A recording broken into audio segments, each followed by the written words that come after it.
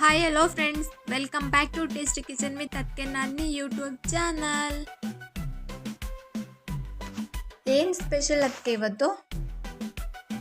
ಇವತ್ತು ನಾನು tasty and ಸೂಪರಾಗಿರೋ ಚಿಕನ್ ಗ್ರೇವಿ ಮಾಡ್ತಾ ಇದ್ದೀನಿ. ವಾವ್, ಚಿಕನ್ ಗ್ರೇವಿನಾ? ಓಕೆ, ಅದಕ್ಕೆ ಸ್ಟಾರ್ಟ್ ಮಾಡಿ ಹಾಗಾದ್ರೆ. ಬಾ, ಏನೇನು ಬೇಕು, ಹೇಗೆ ಮಾಡೋದು ಅಂತ ನೋಡೋಣ. ಅಚ್ಕಾರದ ಪುಡಿ, ಶುಂಠಿ ಬೆಳ್ಳುಳ್ಳಿ ಪೇಸ್ಟ್, ಅರಿಶಿಣ ಪುಡಿ, ಕೊತ್ತಂಬರಿ, ಸಿಪ್ಪೆ ಬಿಡಿಸಿ ಸಣ್ಣದಾಗಿ ಹೆಚ್ಚಿ ಜಜ್ಜಿಟ್ಕೊಂಡಿರೋಂಥ ಬೆಳ್ಳುಳ್ಳಿ, ಧನಿಯಾ ಪುಡಿ, ಈರುಳ್ಳಿ, ಚಿಕನ್ ಮಸಾಲ, ಮೊಟ್ಟೆ, ತೊಳೆದಿಟ್ಕೊಂಡಿರೋ ಅಂಥ ಚಿಕನ್ನು, ರುಚಿಗೆ ತಕ್ಕಷ್ಟು ಉಪ್ಪು, ಎಣ್ಣೆ, ಒಂದು 4ರಿಂದ 5 ಹಸಿಮೆಣ್ಸಿನ್ಕಾಯಿ ಉದ್ದು ಕಟ್ ಮಾಡಿ ಇಟ್ಕೊಂಡಿದ್ದೀನಿ, ಸ್ವಲ್ಪ ಪುದೀನ.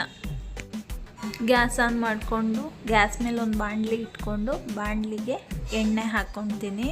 ಎಣ್ಣೆ ಕಾದ್ಮೇಲೆ ಇದಕ್ಕೆ ನಾನು ಕಟ್ ಮಾಡಿ ಇಟ್ಕೊಂಡಿರೋಂಥ ಹಸಿಮೆಣ್ಸಿನ್ಕಾಯಿನ ಹಾಕ್ಕೊಂಡು ಸ್ವಲ್ಪ ಬಾಡಿಸ್ಕೊತೀನಿ. ಜೊತೆಗೇ ಸಣ್ಣಕ್ಕೆ ಹೆಚ್ಚಿಟ್ಕೊಂಡಿರೋಂಥ ಈರುಳ್ಳಿ ಹಾಕ್ಕೊತೀನಿ. ನಾನು ಬಂದ್ಬಿಟ್ಟು 1 kg ಆಗೋಷ್ಟು ಚಿಕನ್ ತೊಗೊಳ್ತಾ ಇದ್ದೀನಿ, ಹಾಗಾಗಿ ಇಷ್ಟು ಹಾಕ್ಕೊತಿದ್ದೀನಿ. ನಾವು ಕಮ್ಮಿ ಕ್ವಾಂಟಿಟಿ ತೊಗೊಂಡ್ರೆ ಇನ್ನೊಂದು ಸ್ವಲ್ಪ ಕಮ್ಮಿ ಮಾಡ್ಕೊಳ್ಳೋಣ, ಇಲ್ಲ ನಾವು ಜಾಸ್ತಿ ಚಿಕನ್ ತೊಗೊಂಡ್ರೆ ಸ್ವಲ್ಪ ಕ್ವಾಂಟಿಟಿ ಜಾಸ್ತಿ ಮಾಡ್ಕೋಬೇಕಾಗತ್ತೆ. ಈಗ ಈರುಳ್ಳಿ ಫ್ರೈ ಆಗೋ ಟೈಮಲ್ಲಿ ನಾನು ಒಂದು 1/4 ಸ್ಪೂನ್ ಆಗೋಷ್ಟು ಸೋಂಪು ಕಾಳು ಹಾಕ್ಕೊತೀನಿ. ನಾನಿವತ್ತು ಫುಲ್ ಗಟ್ಟಿಯಾಗಿರೋ ಗ್ರೇವಿ ಮಾಡ್ಕೊತಾ ಇದ್ದೀನಿ. ಇದೇ ಮೆಥಡಲ್ಲಿ ನಾವು ಡ್ರೈ ಕೂಡ ಮಾಡ್ಕೋಬೋದು, ತುಂಬ ಚೆನ್ನಾಗಿರುತ್ತೆ. ಆದರೆ ನಾನು ಇವತ್ತು ರೈಸಿಗೆ ಅಂತ ಚಿಕನ್ ಗೊಜ್ಜನ್ನ ಮಾಡ್ಕೊತಾ ಇದ್ದೀನಿ. ಸ್ವಲ್ಪ ಗೊಜ್ಜು ಮಾಡ್ಕೊತಿದ್ದೀನಿ. ಈಗ ಈರುಳ್ಳಿ ಫ್ರೈ ಆಗಿದೆ, ಇದಕ್ಕೇ ನಾನು ಸಣ್ಣಕ್ಕೆ ಹೆಚ್ಚಿ ಜಜ್ಜಿಟ್ಕೊಂಡಿರೋ ಅಂಥ ಬೆಳ್ಳುಳ್ಳಿ ಹಾಕ್ಕೊತೀನಿ. ನಾವು ಈ ಥರ ಚಿಕನ್ ಗ್ರೇವಿ ಮತ್ತು ಡ್ರೈ ಮಾಡ್ಕೊತೀವಲ್ಲ, ಇದಕ್ಕೆಲ್ಲ ನಾವು ಬೆಳ್ಳುಳ್ಳಿನ ಜಜ್ಜಿಬಿಟ್ಟು ಹಾಕ್ಕೊಂಡ್ರೆ ಟೇಸ್ಟು ತುಂಬ ಚೆನ್ನಾಗಿರುತ್ತೆ. ಈಗ ಬೆಳ್ಳುಳ್ಳಿ ಕೂಡ ಫ್ರೈ ಆಗಿದೆ. ನಾನು ಇದಕ್ಕೇ 1 ಸ್ಪೂನ್ ಆಗೋಷ್ಟು ಶುಂಠಿ ಬೆಳ್ಳುಳ್ಳಿ ಪೇಸ್ಟ್ನ ಹಾಕ್ಕೊತಿದ್ದೀನಿ.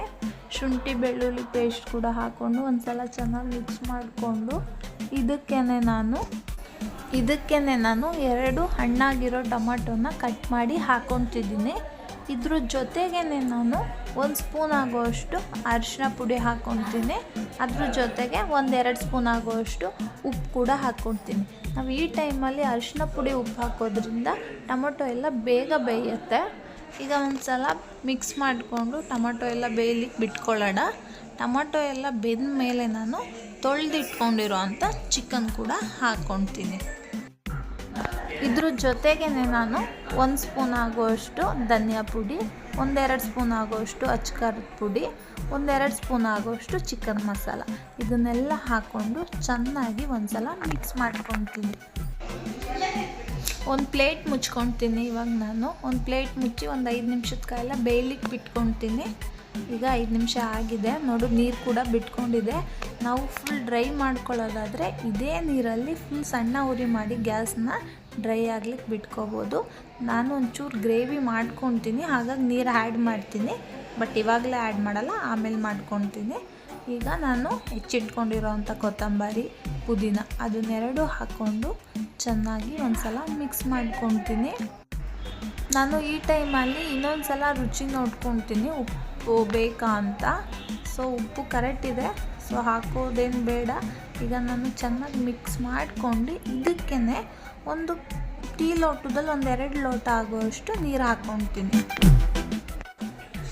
ಚಪಾತಿ ಜೊತೆ ಮತ್ತು ರೈಸ್ ಜೊತೆ, ದೋಸೆ, ಇಡ್ಲಿ, ರೊಟ್ಟಿ ಇದ್ರ ಜೊತೆ ಎಲ್ಲ ತುಂಬ ಚೆನ್ನಾಗಿರುತ್ತೆ ಈ ಗ್ರೇವಿ.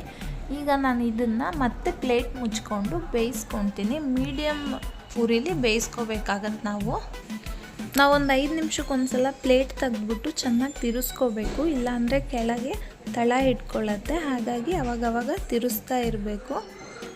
ಈಗ ನಾನು ಮತ್ತೆ ಪ್ಲೇಟ್ ಮುಚ್ಕೊಂಡು ಒಂದು 1/4 ಗಂಟೆ ಟೈಮು ಬೇಯಿಸ್ಕೊತೀನಿ ಚಿಕನ್ ಕೂಡ ಈಗ ಬೆಂದಿದೆ, ನೀನು ನೋಡ್ತಿರ್ಬೋದು. 15 ನಿಮಿಷ ಆಗಿದೆ. ಸೊ ಈಗ ಈ ಥರ ನಾನು ಗ್ರೇವಿ ಮಾಡ್ಕೊಂಡಿದ್ದೀನಿ, ರೈಸ್ ಜೊತೆ ಚೆನ್ನಾಗಿರುತ್ತೆ. ನೀನು ಕೂಡ ಟೇಸ್ಟ್ ಮಾಡಿ ಹೇಳು ಗ್ರೇವಿ ಹೇಗಿದೆ ಅಂತ. ತುಂಬ ಈಸಿಯಾಗಿ ಸಖತ್ತಾಗಿ ಮಾಡಿದ್ದೀರ. ನನಗಂತೂ ತುಂಬ ಇಷ್ಟ ಆಯಿತು ಚಿಕನ್ ಗ್ರೇವಿ. ನಿಮಗೂ ಇಷ್ಟ ಆಗಬೇಕಾ? ಮತ್ತು ಯಾಕೆ ಲೇಟು? ಹೋಗಿ ಟ್ರೈ ಮಾಡಿ, ನಿಮಗೂ ಇಷ್ಟ ಆಗುತ್ತೆ. ಇದೇ ಥರ ಮೋರ್ ವೀಡಿಯೋಸ್ಗಾಗಿ ನೋಡಿ ಟೇಸ್ಟಿ ಕಿಚನ್ ವಿತ್ ಅದ್ಕೆ ನಾದಿನಿ. ಇನ್ನೂ ನಮ್ಮ ಚಾನಲ್ನ ಸಬ್ಸ್ಕ್ರೈಬ್ ಮಾಡ್ಕೊಂಡಿಲ್ಲ ಅಂದರೆ ಸಬ್ಸ್ಕ್ರೈಬ್ ಮಾಡಿ, ಲೈಕ್ ಮಾಡಿ, ಶೇರ್ ಮಾಡಿ, ಕಮೆಂಟ್ ಮಾಡಿ ಮತ್ತು ಪಕ್ಕದಲ್ಲಿರೋ ಬೆಲ್ ಐಕನ್ನ ಕ್ಲಿಕ್ ಮಾಡಿ. Thank you.